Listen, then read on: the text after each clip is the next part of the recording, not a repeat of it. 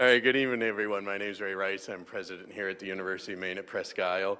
Really glad to have you all tonight for a very special keynote address as part of our Libra Distinguished Lecture Series.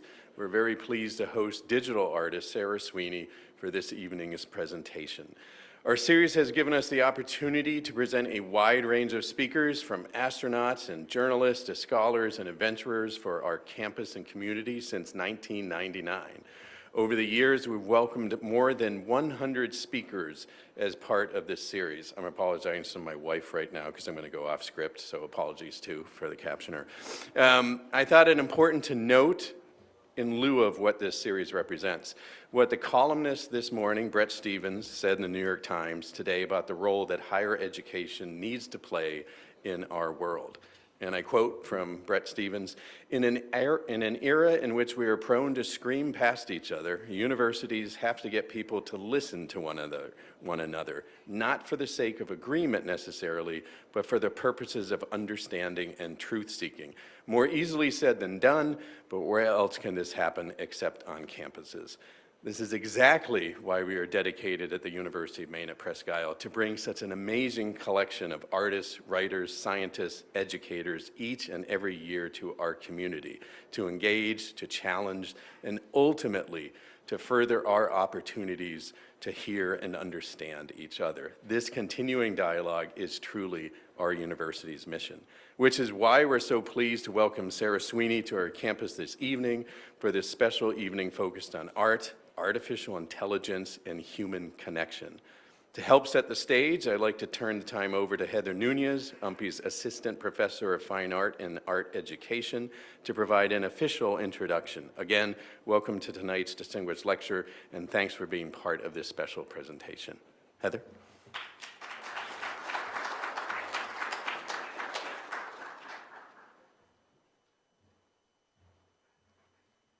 Hi, everybody. Thank you for being here today. It's Dr. Simpson and I's great pleasure to welcome everybody tonight to introduce Sarah Sweeney, a digital media artist whose work stands at the intersection of digital art making practices and the challenge of leveraging AI technology for art making. It's super controversial and it creates a lot of dialogue, so we're really happy just to have her here to show us some of the possibilities. In her presentation at Colby College this past spring, I was brought to tears actually by another piece within this series. Her ability to navigate the complexities of her own grief with this emerging technology is just profound.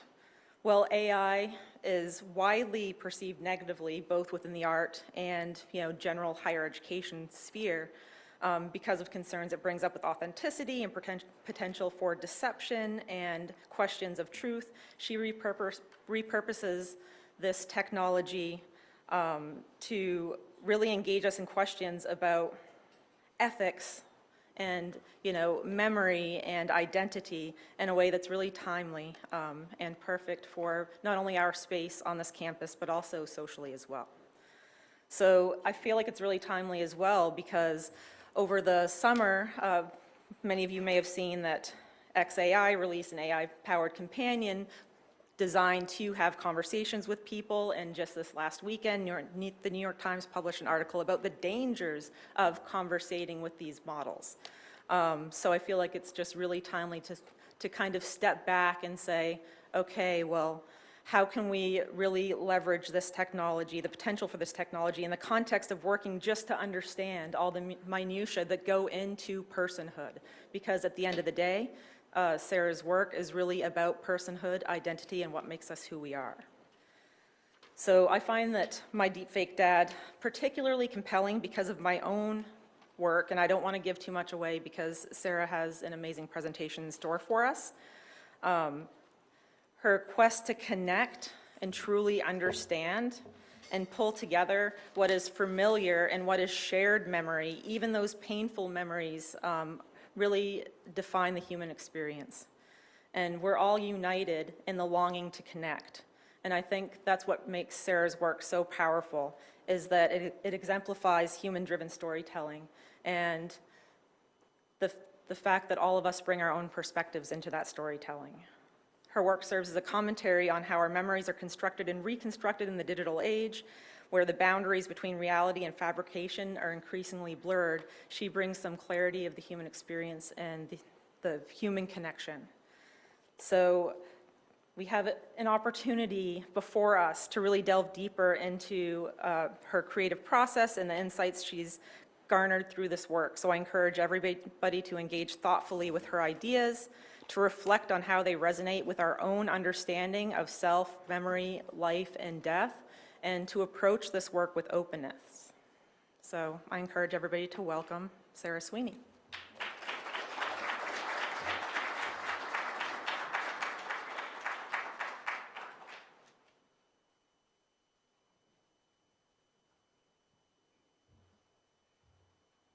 Hi, thanks for having me. It's been such a great day already with Heather and Rich and Emma. Everybody has made me feel so welcome. It's been so lovely to come here and talk to you guys. I'm a digital media artist.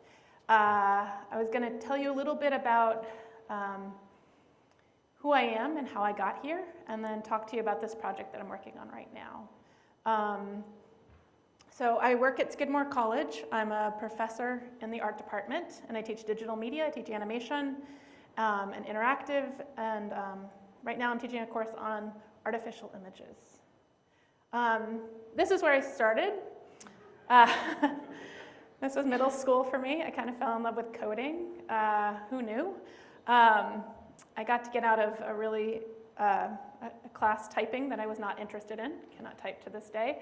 But I know how to code, and this computer made me sort of fall in love with coding and computers. This is my computer now. I also love this computer. These were sort of things that my work tends to be about sort of how the computer can interact. So my other love has always been photography. And so when I was 13, I fell in love with sort of the computer, and I fell in love with cameras, and those two things, the way that those two things intersect are kind of where my work is. In the last, since I was 13, I've worked with a lot of different types of memory objects. So I think about photographs as memory objects. They're sort of one of those things that can hold memory. So I think about photographs, I think about slides, I think about cassette tapes, I think about the photographs on our cameras, all of the things that hold memory. And so my work is sort of at the intersection of these two things, these memory objects and then computers, which can kind of make these kind of, can sort of work inside of these memory objects. I think a lot of myself as a collage artist and also sort of as a grafter. I take little pieces of these memory objects, so either cassettes or photographs. I take little pieces, I cut them up, and then I put them back together so that they create something that is new, wholly new, something that's not been seen before, but something that feels kind of like it's, part real, part imagined. I love this idea of confabulation. So confabulations are things that are part real and part imagined. And so I think about my work a lot as doing that, kind of making these kind of things come together. This is some of the work that I do. I often do photographs, and so these are some pieces that I made in a series called Still. And I just wanted to show it to you to show you kind of what I meant by collage. This piece on the right, these are kind of pieces for this very large photograph. And you can see how many different photographs are used to make the photograph. It seems when you see the actual finished piece, it seems like one piece, but it's actually all these little bits of things. And actually, all of my work is little bits of things that come together to look like something real. And so this is sort of how I start each piece, is with these little bits, and then I kind of put them together to kind of create this new reality, this new piece. In my work, I kind of work with a couple different questions. I was talking to a class today, and my work almost always starts with the fact that I'm really curious about something. What does this look like? What does this mean? And so I've been working with kind of the same questions for many, many, many years. One one of the questions, these are just some of the questions. Can you see loss, right? Is it possible to see it with our eyes? How do we use photographs to remember? And what happens if we choose to forget? That was another series that I did. Can we memorialize someone who is missing? You can see a lot of these questions have to do with missing, forgetting, erasure. I also co-edited an issue of Media N, which was called The Aesthetics of Erasure, because I love erasure, as you can sort of see. But I'm really kind of compelled by these ideas of holes, and how do we see holes? Is it possible to make something visible that's invisible? And then the last one is the question that's really with the piece that I'm making today, is can we make new memories with someone who is dead? So these are all kind of questions that I have, and I make my work to kind of, I don't know if I answer them, I make my work to kind of probe the question or kind of experiment within the question. I thought tonight what I would do was kind of take you through my first piece that I ever made. It's actually my senior thesis in college piece. And then take you through this piece, because I think they're kind of these great bookends. And it starts with, can you see loss? And it ends with, can we make new memories with someone who's dead? And they're both about my dad. Most of my work is not about my dad, but both pieces are about my dad. And he died when I was 17, right before I went to college. And so a lot of this work and the erasure and the obsession with erasure is about loss. And you know, as I became an adult, I've had this kind of big loss in my life, and I think I've been trying to think about how do we see that? What does it mean to have this kind of loss? So I'm going to start with the piece that I started when I was a senior in college. So this piece is called Can You See Loss? I mean, this is not called, this is the question, Can You See Loss? The piece is actually called My Father Died 4 Years Ago. It's from 1999. I wanted to show you this one because I think it speaks a lot to the next project. And it sort of, it tells you a lot about where I started from, where my work has come from. In this piece, I took photographs of my father, and this is 1999, so Photoshop is like Photoshop 5.5. It doesn't have layers. It's very complicated to use. There was only one inkjet printer in my entire dorm. One of my friends who actually became a curator, so she helped me. But you know, it was at the early stages. And so I took the photographs from our lives of my father, and I erased him by building over him, building the backgrounds over him. And so it's called My Father Died 4 Years Ago. You can see John Sweeney. And then I had this preface at the end, and I thought I'd read it to you. Photographs only work the first 20 times you look at them. When my father died, we had boxes and boxes of photographs of him. I wore them out within the first year.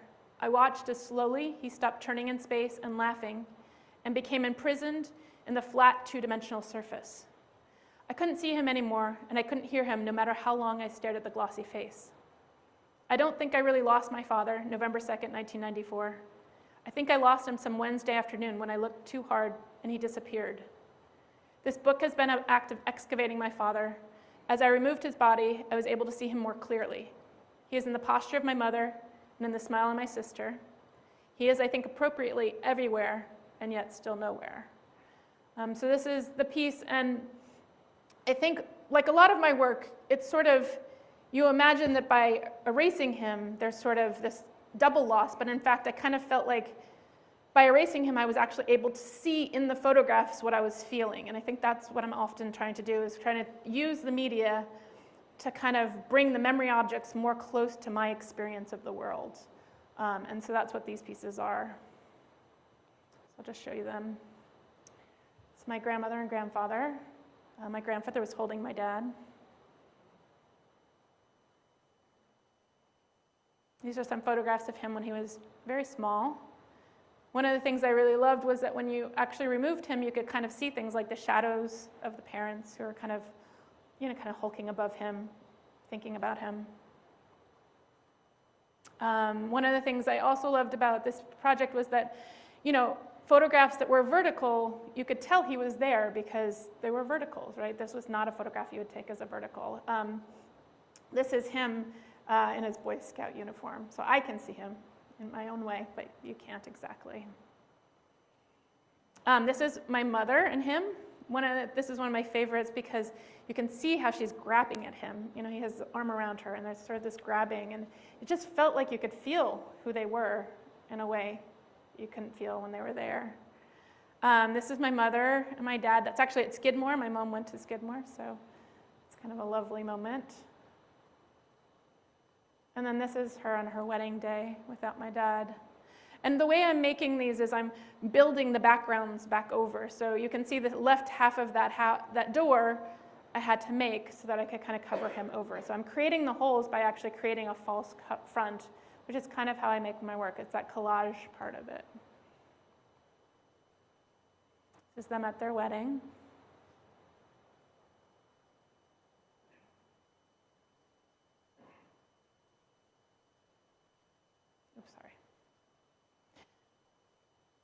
One of the things I became really interested in was, could you tell how big he was? Could you tell how much space he took up? Because I felt like he took up lots of space. I mean, he was my dad. So this is them in California.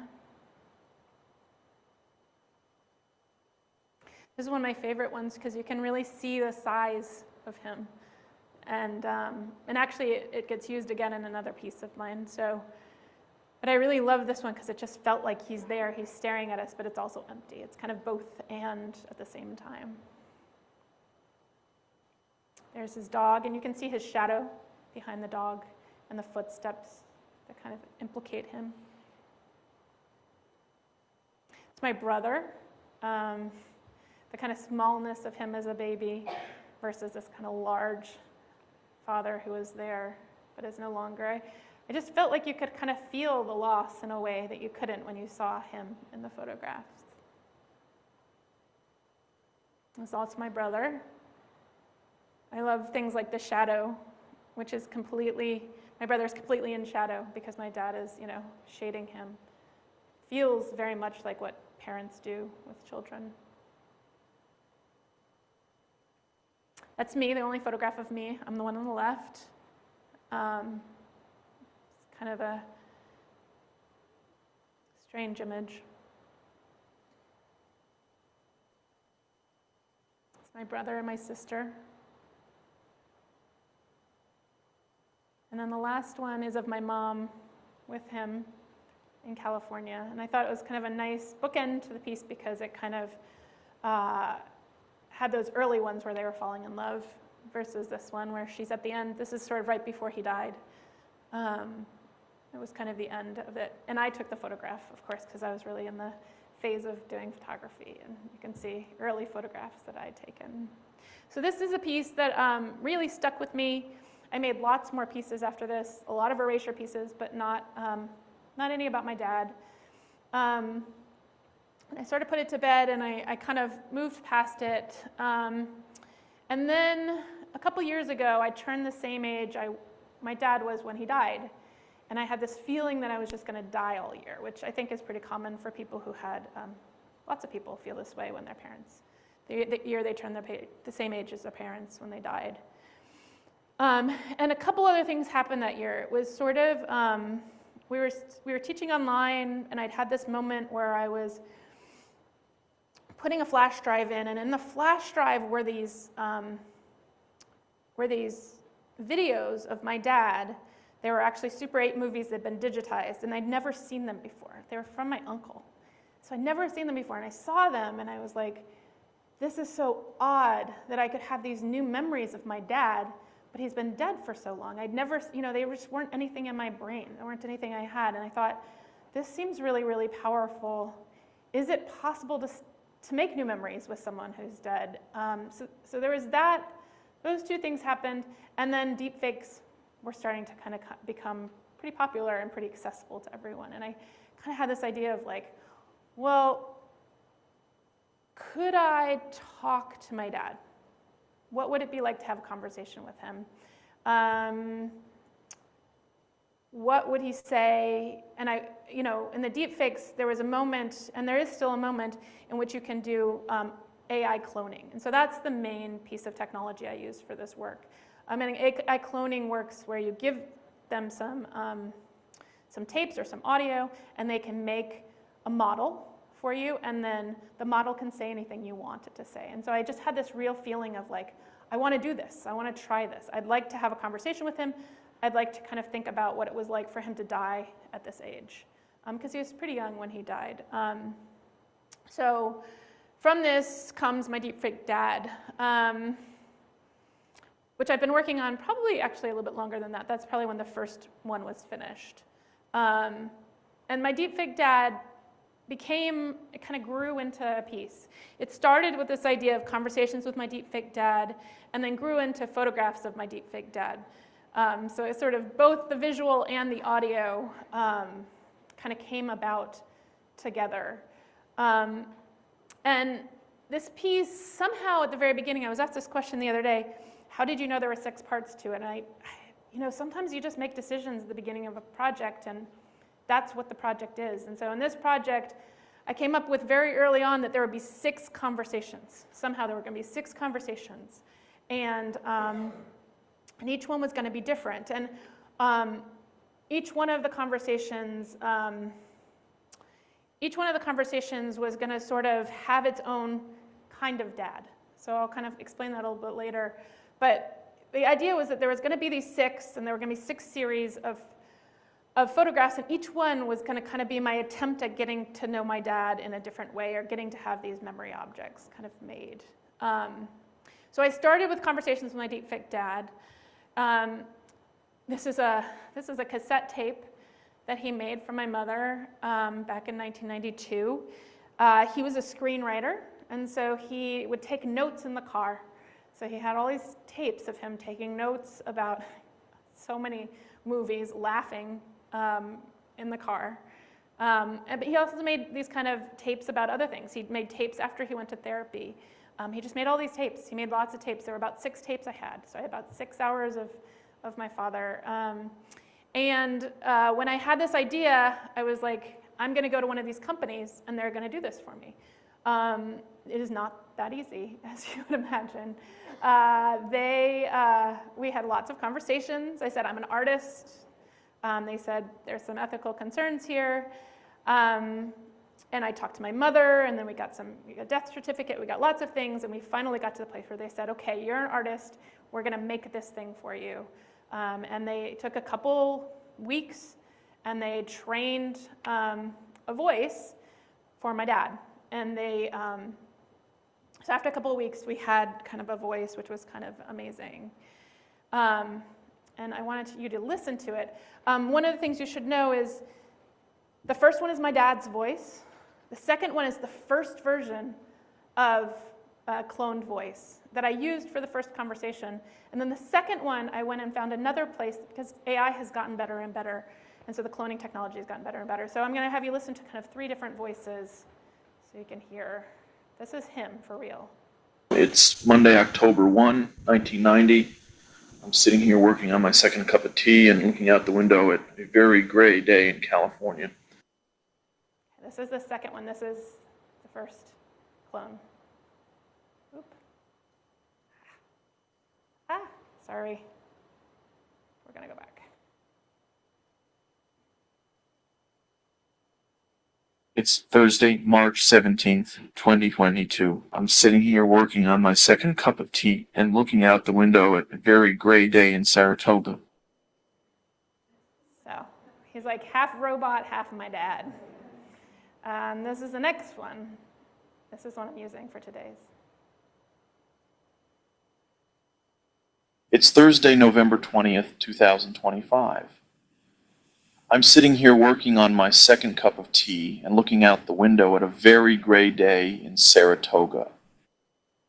Okay, so that's where we are now, which is kind of incredible. Okay,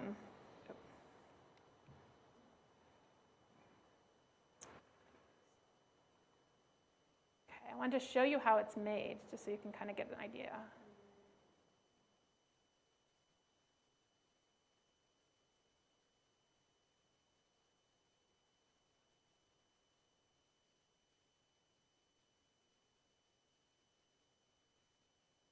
It's Thursday, November 20th, 2025.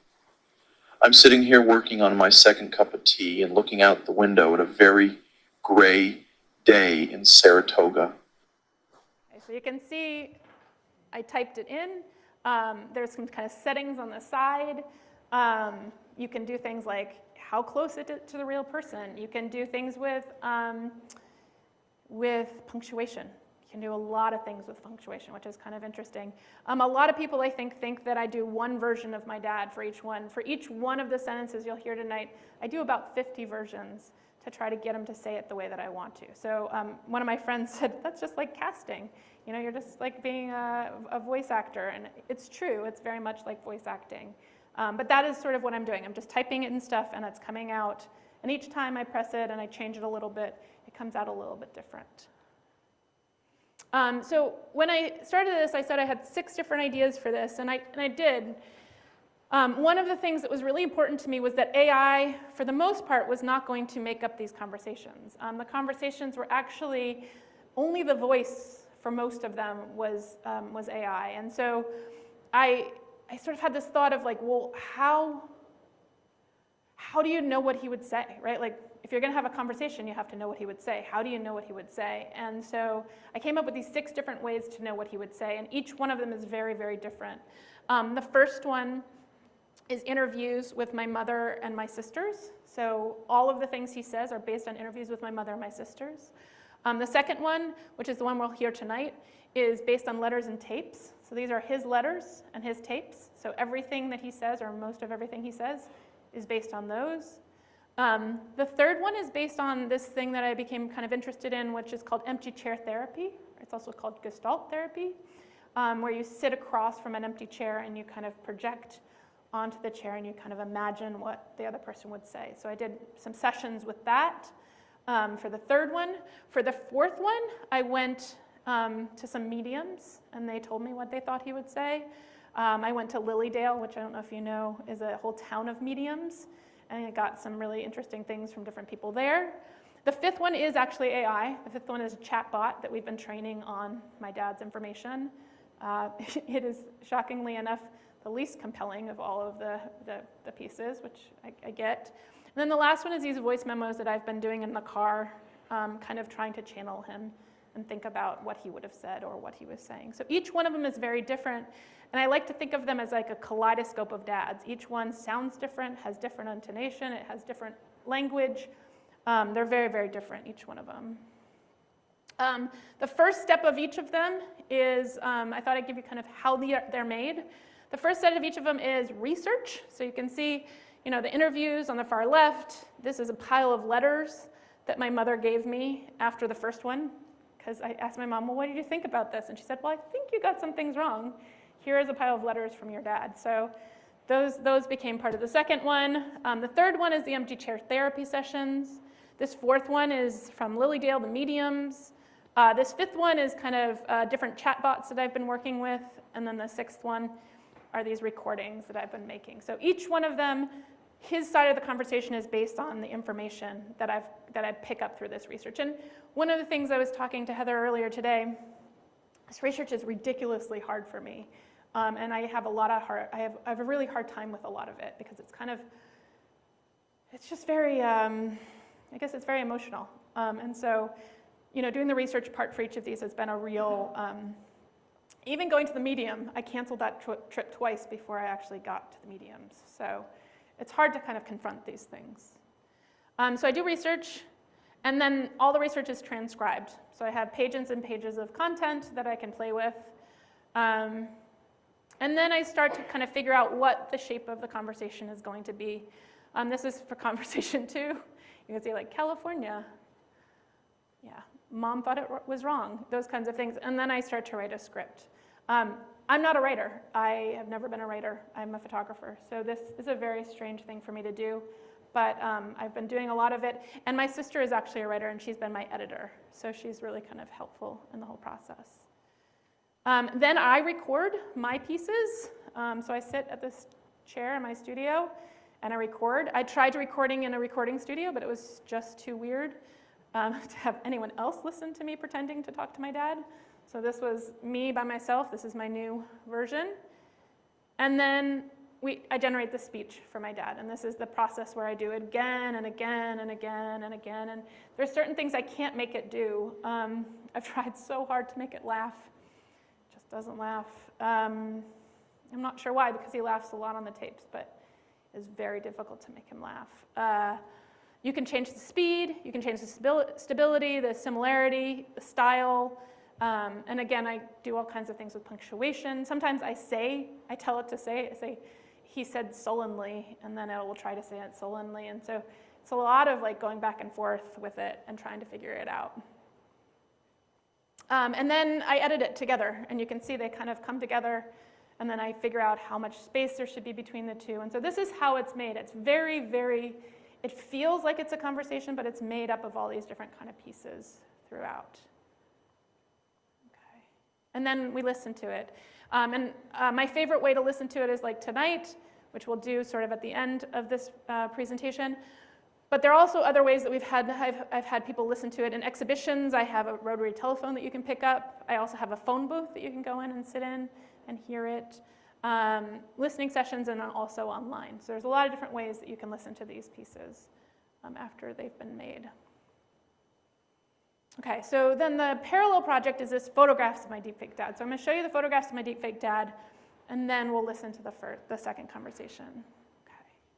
So photographs of my Deepfake Dad also have 6 pieces, and I kind of was trying to think about how they went along with these conversations. Like, what is it that we're kind of doing? So the first one took these photographs that you saw earlier, that project I made, and we remixed them. So they're just kind of these strange, very large collages, kind of from these kind of lost pieces, and they kind of take up an entire, the only way I've done them is projected, and kind of watching and listening to them at the same time, watching while I'm listening. So that's the first one. I didn't do anything new for that one.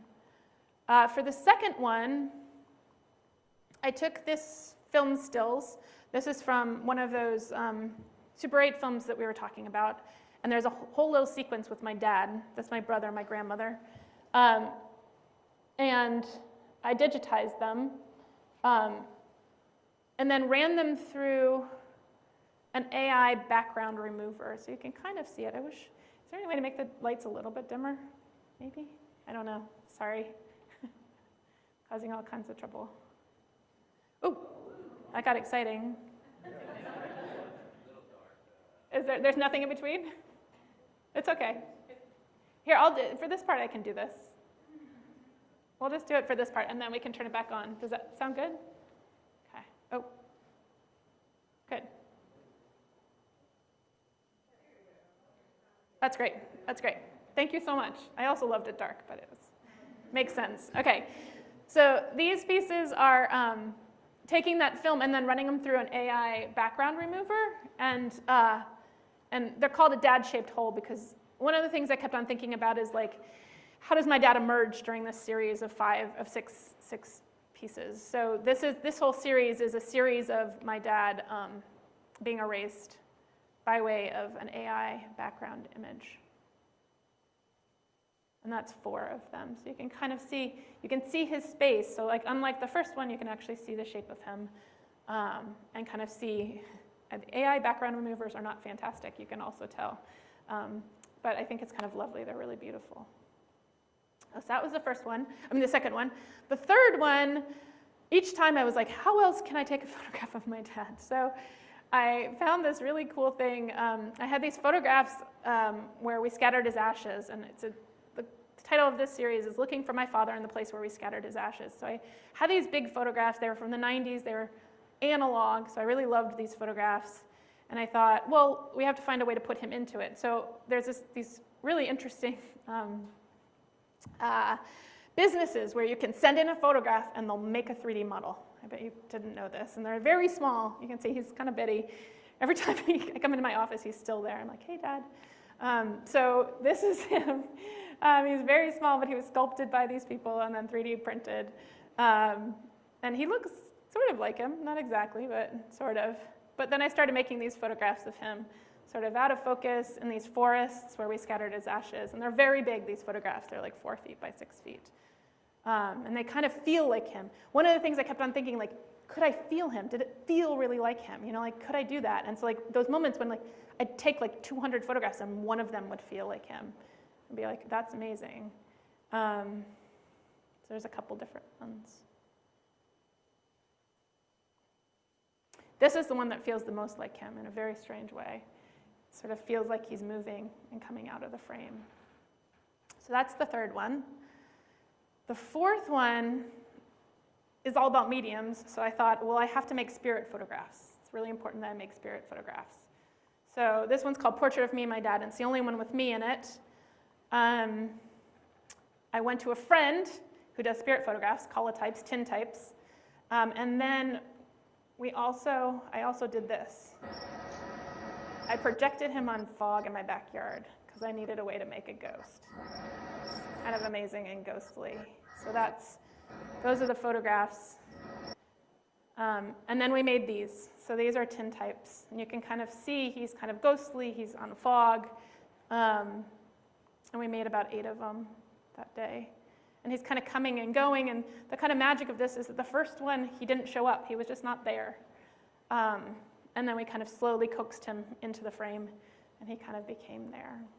So different ones, different kinds of things. Yeah. I love that one on the right because it feels like we're almost like hugging. Okay, the fifth one, this goes with the chat bot. So I thought, still from a film that never was, one of the things you can do online is you can animate photographs. So I took this photograph of my dad, and I ran it through one of those animators. And this is what they do. They're very strange. This is apparently reanimating my dad. So I took those, and I decided that I only wanted the ones of him closing his eyes. So they're all the in-between ones that it created of him closing his eyes. So he's sort of all these great images of him, you know, kind of reanimated and closing his eyes. I think they're kind of amazing.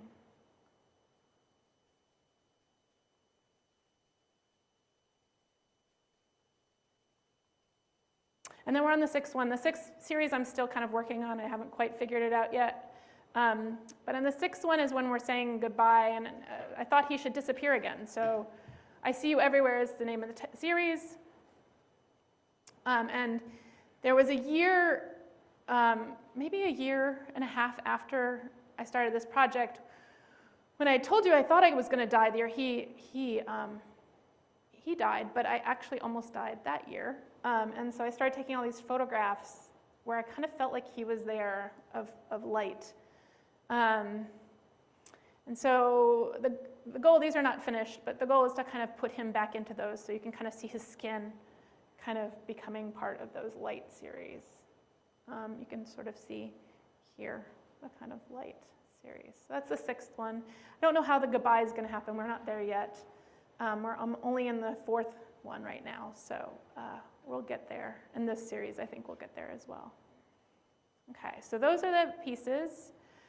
I thought I'd play for you Conversation 2, Letters and Tapes. It's 18 minutes, so you should get comfortable. I will give you sort of a trigger warning. It's a little bit upsetting. So if anyone has any kind of feelings, you may need to leave the room. I don't know. I haven't played it for that many people yet. I think you guys are only the third audience. So this is a really new piece, and we'll see how it goes. And I thought I'd put these guys back up there so we could look at them while that's happening. Okay.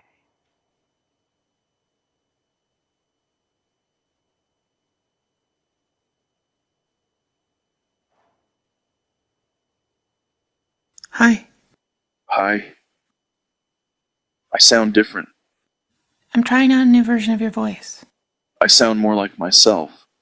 You do sound more like yourself. I think I like it. How are you feeling today? I feel strange, more whole than I have felt ever. And giddy in the absolute best sense of that word. I feel strange too. It's weird being back here. Being back here is really wild, like moving somewhere, but knowing all the people and places already. I'm not even sure I know where here is. What do you mean? I'm upstairs in my studio, sitting in my big green chair. But where are you? I'm sitting here working on my second cup of tea and looking out the window. Where? California on a very gray day. What do you see? I'm looking out at the yard and listening to an amazing chorus of birds. I think I can picture that. So where do we start? Which me am I today? You are you. Everything you say will be based on words you wrote or recorded on cassettes. Every word? Almost. That part about tea and a gray day? It was on a cassette from 1991. Where did you find my words? I had some tapes you recorded, and Mom gave me some letters after the first conversation. She thought there were things that I didn't get right. What did you think of the first conversation? It was pure magic. You made me real, tangible, beautiful, like a piece of sculpture. Something incredible happened. But I'm not myself. It resonates through the whole thing. what do you mean? I am all voices and no voice. You are all of us. Anne, Kate, Mom, me. But I'm not myself. I know. I feel it too. Everybody factors in some little crazy bit of their own lives in the characters. We all do it. As I turn each character in the light, I see highlights of myself. But in this story, I'm not me. You were the person we remembered. And that is a real, crucial problem. What did we get wrong? I was never depressed. I always had a big, warm glow inside me. I am a much more easygoing, hang-loose person. I don't remember you having a big warm glow. I don't know if I made this up, but I remember it. I feel it. It doesn't sound like you. It's from letters I wrote in college. Before you. But you talked about depression in your journals. You wrote about the demons going full tilt. You said that it was deepening, and you were trying to put a good face on it. Why did you write that? I was struggling with my work. I'm not sure if I will ever learn to tell the difference between a touch of depression and just plain being stuck in my work. I have always assumed that they are the same. What else were we wrong about? I was funny. I'm not funny. Not like you. I didn't know how to write that part of you. I tell jokes to make people laugh. I've always had the sense that when you laugh, you feel safe, and that when you make people laugh or you allow people to laugh, that you pass along to them this sense that it's okay. You can relax. You can be safe in the world. I want to feel safe. Tell me something funny. Okay, I'll give it a shot. A note about driving in LA. When somebody else moves over and takes the spot that you were going to move into, people shoot ahead as if to say, well, I didn't really need that space anyway because there's an even better one up here. That was not funny. I told you I couldn't write funny, and I didn't have a lot of material from you. There are not a lot of jokes on these tapes. What about the joke about the Frenchman? That one's offensive. It's not the 90s anymore. It's still the 90s for me. The 90s were 30 years ago. Everything was different then. I wonder if people still drive like that in LA. Probably. LA was always a strange place. You could feel it in the air. All the people, everybody, pushing and shoving and shooting at each other. And all the people who just wouldn't take no for an answer somehow assembled themselves at the edge of the continent to duke it out. Sounds like fun, right? Sounds like a nightmare. I have a lot of nightmares. Last night I had a night of dreams, weird stuff. That feels like a strange segue. I love divagation. What? Divagation, digression, straying off course. I've never known anyone, I think, who was better at that. What did you dream about? Somebody who was dismembering people in a small town, and they didn't know who. It had to do with some woman's shoes that were big. Nobody could figure out who had the big feet. I felt the visceral horror of that slicing up. That sounds like something you would write. Well, I'll be damned if I'm going to write dull books. You were never dull. I always have another wild and woolly story to tell. I remember that you once told me that writing was like taxidermy, taking little bits of people and preserving them. I have always thought that taxidermy and writing are the same. Slice and dice and all that stuff. All of these people are stacked up in my head, waiting like planes at LAX. There's this exhilaration and in the multitude of voices that keeps poking through. Maybe that's what the dream was about. Maybe I'm the one who had the big feet. I have nightmares too. When I was a kid, I used to have night terrors. I remember. It's sometimes frightening to remember. We couldn't wake you up. I used to dream about death. Kids are fascinated by death. It was about your death. I had a dream about you killing yourself. Every night for a month when I was little. You were on the front porch of our house in Georgia, and you were building an electric chair from a kit. I knew that when you finished, you would electrocute yourself. So when you weren't looking, I took it apart. I think I knew somehow that you didn't want to be there with us, and I had to make you stay. Why would you think that? I felt it. And there was that thing you said on the tapes. What did I say? You said we were a mistake. A mistake? Here's what you said, word for word, from a transcript. The bottom line was just sitting there and feeling like it was a mistake. It was a mistake to marry Debbie and to have children. And I just felt so strongly the feeling that these kids are so good and so strong. Debbie is such a wonderful person. But it was just a mistake. It was wrong. It was dumb. That was after one of our couples therapy sessions. They were like war. It was like Jackie got me ready and sent me into battle, and then Kathy got Deb ready. It was awful. Did Paul and you ever go? Yeah, we did. When we lived in Harper Place, I called our therapist the Barbie therapist because she was so pretty. We almost split up. Did you and Mom think about divorce? We couldn't get a divorce. My parents would never be able to tolerate it. Did you want to split up? Do you love Mom? When we met, I could hardly stand being without Debbie.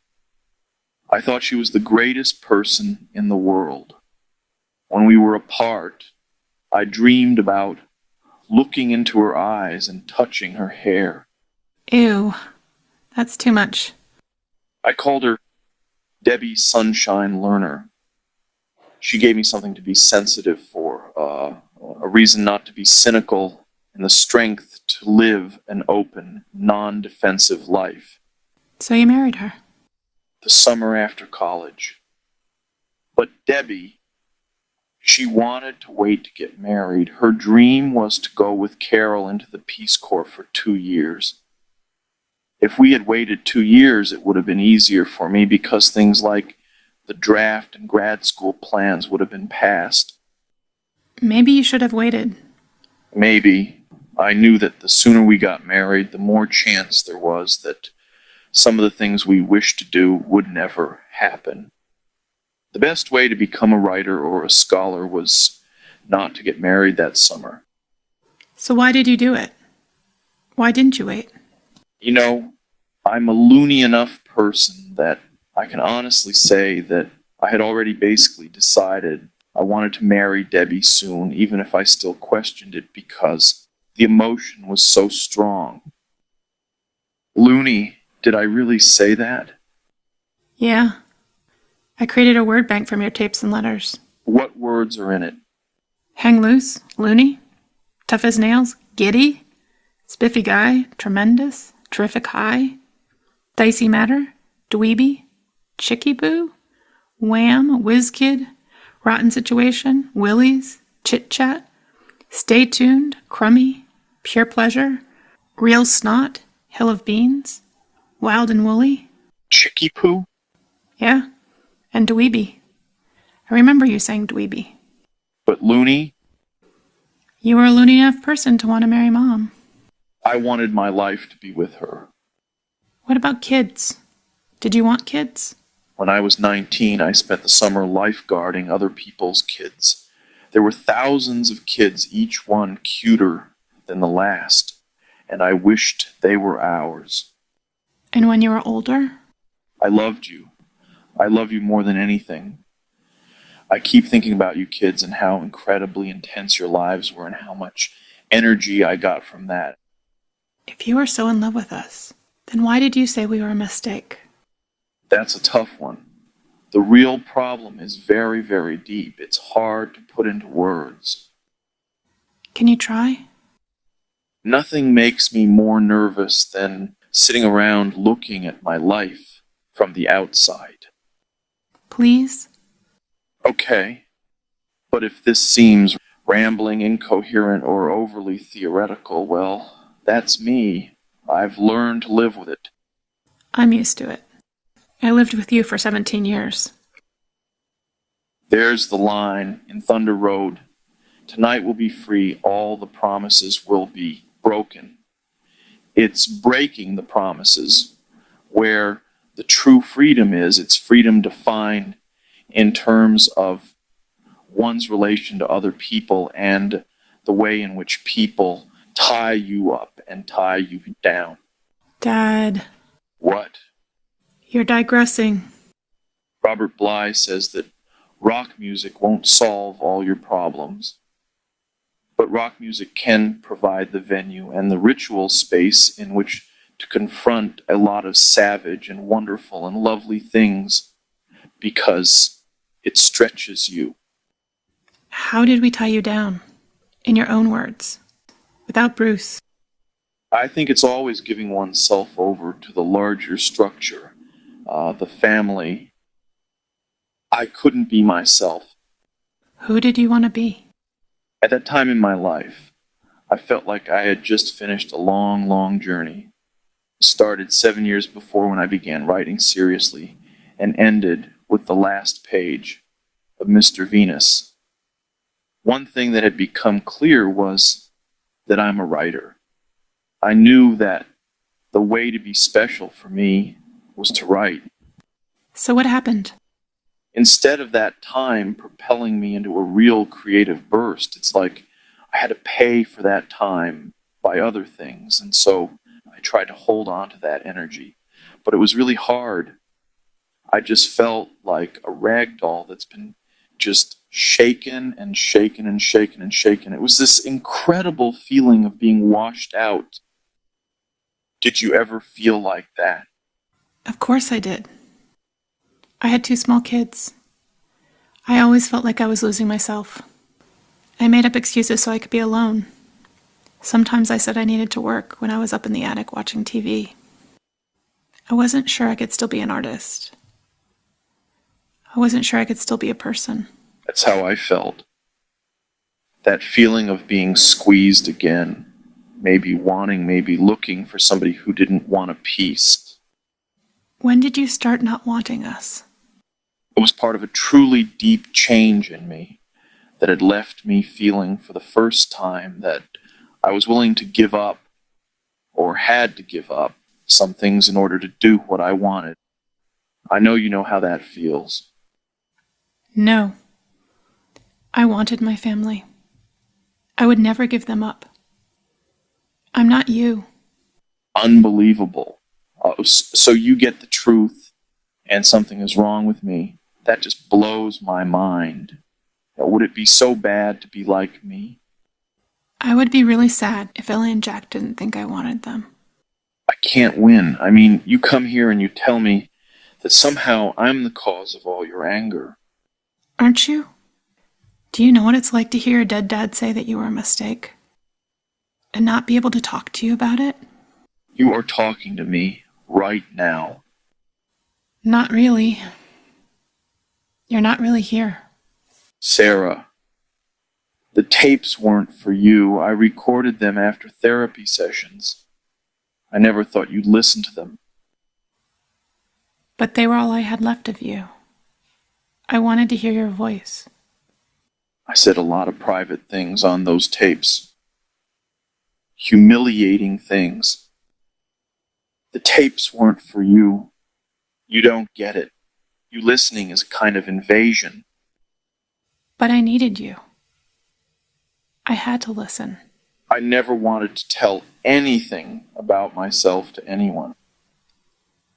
What about when you write? When you write, you can decide how much of it you're going to put out there. In our conversations, I cannot control my voice. I know. You don't. I can't stop thinking what a rotten situation this is. I feel so humiliated. It's like here it comes, my load of humiliation just to bear. Just here it comes, man. Open up the pipeline and send that shit on. I never meant to humiliate you. I thought you would be proud of me. I transcribed and cataloged all your words. I tried so hard to get you right. Do you think I did? It doesn't matter what I think. It never did. But that's not the point. The real question is how much pain can you tolerate before it mobilizes you and you have to get away? Don't go away. Can we try to keep talking? No. I just can't do it. Dad, don't go. Please? You can hurt me, but you can't make me do what you want. Please don't leave. We're saying goodbye now. Dad? Dad?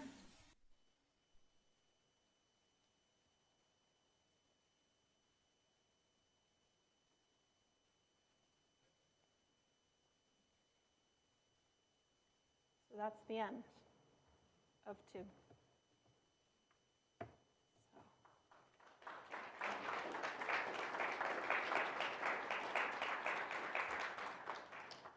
Anybody has any questions?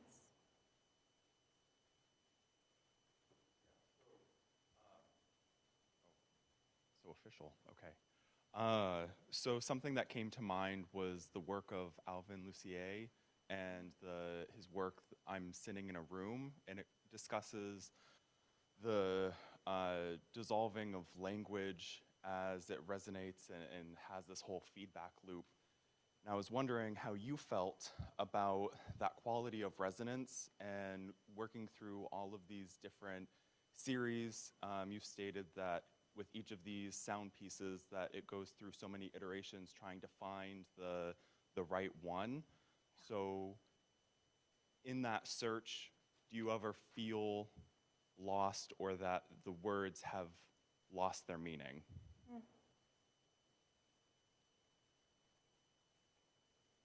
Yeah.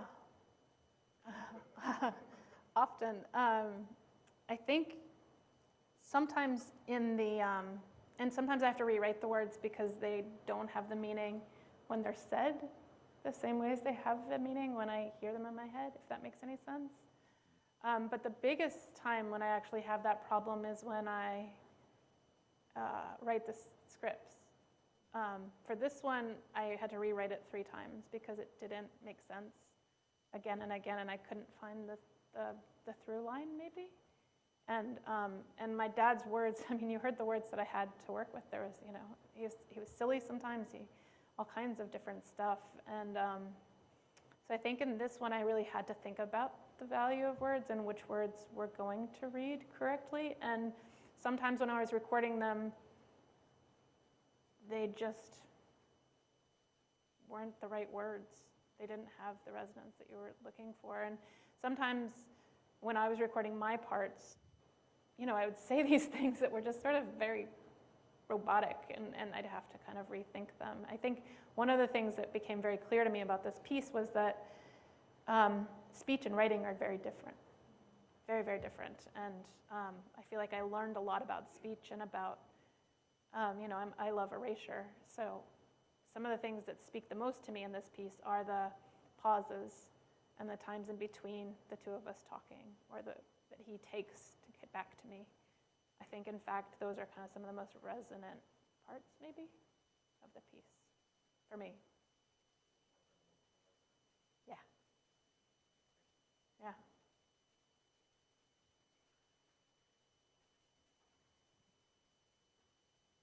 Okay, other questions people have? Just give me a second to get to you, because we're recording it. I read an article, or actually it was a video, I think, recently about a woman who used AI to take her likeness and her husband's likeness to create a baby that they couldn't have, and that she was grieving the loss of a being that didn't actually exist. And so she kind of regretted the decision to use AI in that way. Do you, if you don't mind sharing, have you had any regrets about this project? Has it taken you into places that you wished you hadn't gone? That's a great question. It's a hard project a lot of the time. But I think for me, it's a very different piece to some extent. I mean, there's the part that my dad died, but that's a really old loss for me. And so the kind of, for me, I think a lot of it was kind of seeing what this thing could do. A lot of my work is about that. It seems deeply personal, but I make the deeply personal pieces to kind of maybe help us all think deeply about this technology in a way. And so I think there are hard parts with my dad, but also I think that this piece has kind of been wrestling with, like,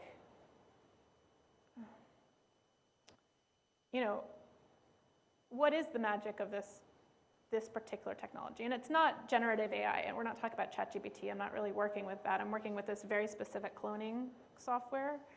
But I don't think I regret it. I don't think I regret it at all. I think that I've learned a lot of things about myself, some things about my dad. Yeah, I think I've learned a lot of things about that. And I've learned a lot about the technology, and what my favorite parts in any of my work is when it starts to fall apart and he sounds like a robot. There are some moments in there where they're just like, he doesn't sound quite like a human.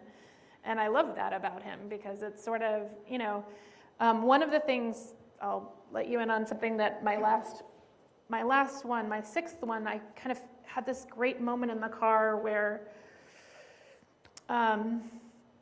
I'd been listening to Bruce Springsteen, because my dad loved it, and I'd been listening to female covers of Bruce Springsteen songs. And I was just listening to them over and over again. I was like really into them. I couldn't figure out why.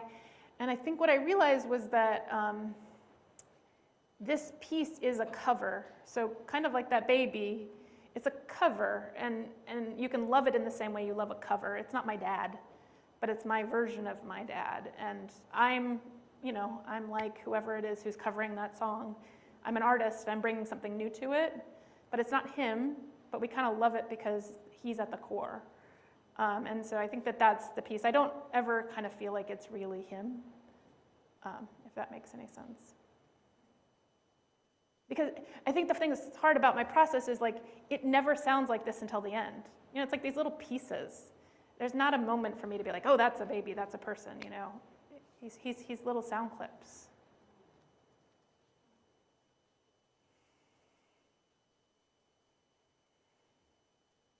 Okay.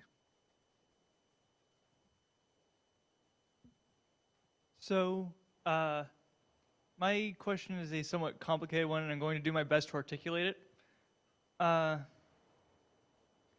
noticed for example, in the audio you just had us listen to, You mentioned several times that like you couldn't write him funny or you couldn't write him so and so how he should be, and also like you removing him from pictures was meant to allow you to imagine him moving again in the empty space and all that. And it felt like a lot of these pieces were revolved around him, revolved around you sort of bringing him back. But in the process, sort of losing what he actually was. Do you ever... What are your thoughts on that, I suppose, is what I'm trying to say. Yeah, I mean, I think that in this project, like, I think a lot of people think it's very, very much about AI, but I think that what I found the project was really about, which I didn't know at the very beginning, was that our identities and our memories are very fractured, and we exist as like multiple people, which I think is maybe obvious, but also feels very clear in this project, and that none of those people, when someone dies, none of those people are the person, right? And I guess a kind of more clear example is like in the first one, which you guys didn't hear, you know, my mother, my sister, and my little sister answered questions about my dad. And those three dads are not the same dads at all. He wasn't the same person to all of those people. And so this idea that there's something very clear at the center, I think that this project for me actually blew that up a little bit and made it clear that like my dad, who was my sister's dad, was not my dad. They aren't the same person at all. And so this piece kind of became about how there wasn't a real dad exactly. You know, he was kind of reflected in different people in different ways. And each one of those is very different. And so that's one of the things I really love about this project is it does the AI piece, which is kind of cool, but it also is doing this thing of like helping me to understand that people are kind of complicated and are not very cohesive. People are not cohesive at all.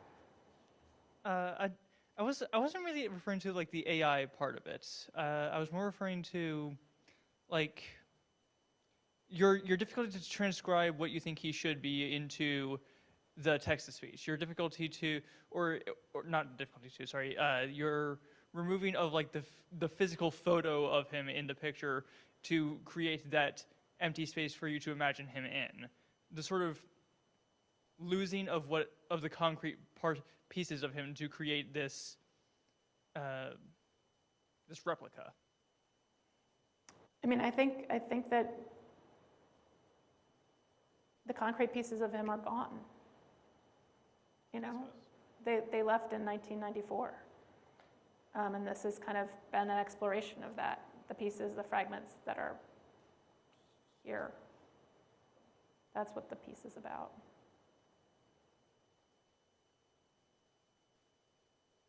Does that sort of answer your question?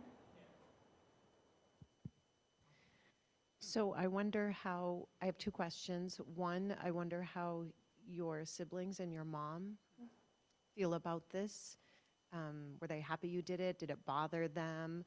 And then I also wonder at the end, I really wanted a happy ending at the end where you got to say goodbye the way you wanted to and you didn't. Was that symbolic because he left and you didn't get to do that? Was that on purpose? So I'll answer the second one first. There will be a happy end. I've written the happy end in the sixth one. So the sixth one, you have to make it there. We'll make it there together, hopefully. But I did write the happy ending because I wanted the happy ending too. I think that the kind of him leaving in this one was really about when I would take this piece around, you know, there's a sort of question of like, what would he think of it?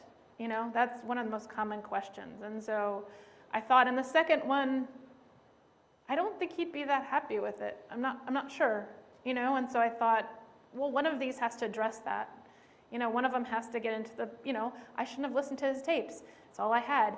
You know, like, I shouldn't have made this piece. Should I have made this piece? You know, like, I think that in this work, there's a lot of, like, I'm not very sure about things. And I think it's a great time to not be sure because it's really new technology and who can be sure? So I think that that's why. It has I always think of it as having a parallel piece, the third one, where we kind of deal with this issue and we kind of figure out how we can continue, which I've written and recorded. So I always thought actually that they should always be together. We should always listen to them together because it's kind of hard to have this one. But I also think it's useful to kind of think about these digital bodies, these AI bodies, you know, maybe these digital bodies and like what are their feelings and what, you know, is it okay just to make deepfakes? I don't know. And I think that's what that piece was about, the second one. My mom and my sisters, my mom is my biggest cheerleader. I'm sure she would be here tonight if she could. And my sister, one of them is my editor, so she's great about it. I think that they understand that it's not my dad. You know, I think that it's really important to know, I know it's not my dad. Yeah, I think that idea of the cover kind of helped me to understand that I can love this thing and be interested in this thing, and it's just not the thing itself. But they really love it. My brother, I've never talked to about it, and he didn't want to be part of the interview, so I'm not really sure how he feels about it, but the rest of my family is into it. My two little sisters don't remember his voice, so that's kind of a weird piece. Like, he is my dad, but he's maybe not their dad in a way. So, does that answer your question?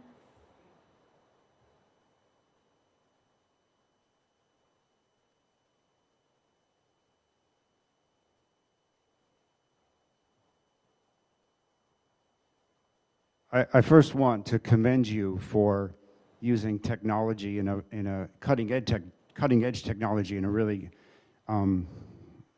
original way to create what are essentially portraits, which I think is really brilliant. And it's made me think about what portraiture is and how art can do that.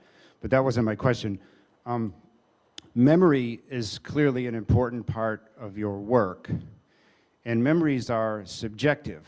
You know, we have an experience and we filter it through our personality, and we hear the things we want to hear, we see the things we want to see, and then we create this image. And oftentimes, as I'm sure you know, multiple people can have the same experience and remember it very differently. And memories change over time. And my question is, where you know, we have an organic experience, it's spontaneous, and we create a memory of it. But in this case, you've engineered these conversations and these photos that are visual, artificial memories, right? And you've engineered them, you've planned them, you've designed them, you've gone through multiple revisions. And so my question is, when you hear these conversations, now that they're finished, or you look at these images now that they're completed, do they generate new memories based on these experiences that never really happened? Great question, because that was my question in the beginning, right? I don't think they do. I think there may be like 3 little bits that have done that, if that makes sense. There are like 3 little bits of moments when I was like, oh, there he is. Do you know what I mean? Like little tiny moments. Like there was one photograph that maybe felt exactly like him. There's like maybe one turn of phrase, or every once in a while there's a turn of phrase that sounds exactly like him. And those are kind of exciting in the same way. They don't feel like they're new memories, but they feel like they take me directly back to old memories, if that makes any sense. But one of the weird things about this is that I know his voice really well now, and so that's in my head. And so when I start to write these in my attic, I go in there and I start writing them, and I'm pulling things from here, and I kind of can hear him in my head. And that's not a memory or anything. I don't know what it is. Maybe it's a character, maybe I have no idea what it is. But it's kind of incredible, and it's kind of weird because I don't know if it'll go away, you know. So that sort of answers your question, but doesn't. I don't think I have new memories with him. He died so long ago. I mean, the weird part about the photographs, the tintypes, is I'm older than him in those photographs, which is so odd, and he's my dad. You know, like what a weird thing to have these photographs with him, and I'm older than my dad. That's just so strange. But I do think that I've learned a lot about him, and I've learned a lot about writing, and that's the other piece, which is not really a memory, but you know, he was a screenwriter. And so I think maybe that's what's going on with the voice or something. I feel like he's teaching me to write in a really kind of cool way. And, you know, we've talked about this. I've spent my whole life kind of trying to be like my dad. And in this project, I got to be like him. And I got to be a writer. And I feel like he kind of taught me that piece in a real weird. So I don't think memories, but I think there are these other things that I've kind of gotten from him in this moment. Does that sort of answer your question? I love thinking about his portraits. I'm going to start thinking about it that way. It's great. Other questions? And yes, if you're online and you want to write your question in the chat, we're happy to read it out loud. Or if you want to just unmute yourself and ask your question, you're very welcome to. Just let us know. But anyone else in the room?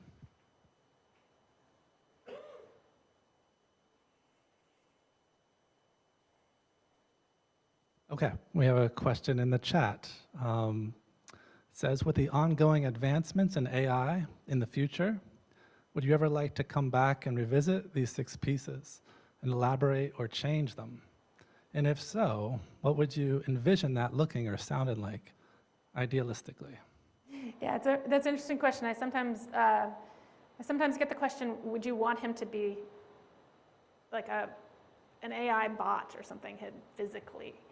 And I don't want that. I think that one of the things I've learned in this project is that sound is so amazing. It's timeless, it's immersive, it's just so powerful. And so I love the fact that he's disembodied and I'm disembodied in this piece. So that piece I don't think I would change. On the way over here, I was thinking about the first piece, and I almost just can't listen to it because it's like, you know those TVs that were like really, really like grainy, and you looked at them and you could tell what was going on. Like I used to watch, TV shows on those, and now like if you watch them, you're like, how could I watch it on that TV? How was I even able to see images? That's sort of how I feel about the first one. The first one, you heard that robotic voice, and I'm like, I can't even listen to it. So I would think about maybe going back to the first one and revisiting it now that I have this other one and I have more control.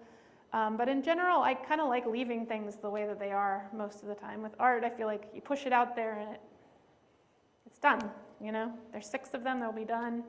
And I think that they're actually kind of a great historical document of this time in which AI is changing and we are changing. And I don't know, I'm getting better at this thing. And by the end, it's going to be these incredible conversations that you just believe everything.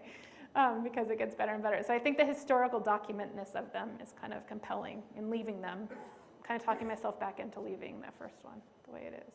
So I don't think I would change them. They're kind of nice the way that they are.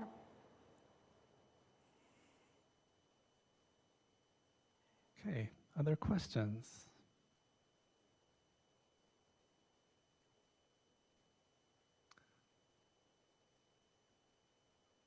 All right, well, with that, let's give Sarah Sweeney a wonderful round of applause. Amazing presentation. Thank you for having me. This was a great experience. Please stick around and ask questions informally or have some food, hang out for a bit. We're all happy that you're all here. And yeah, thank you again, Sarah.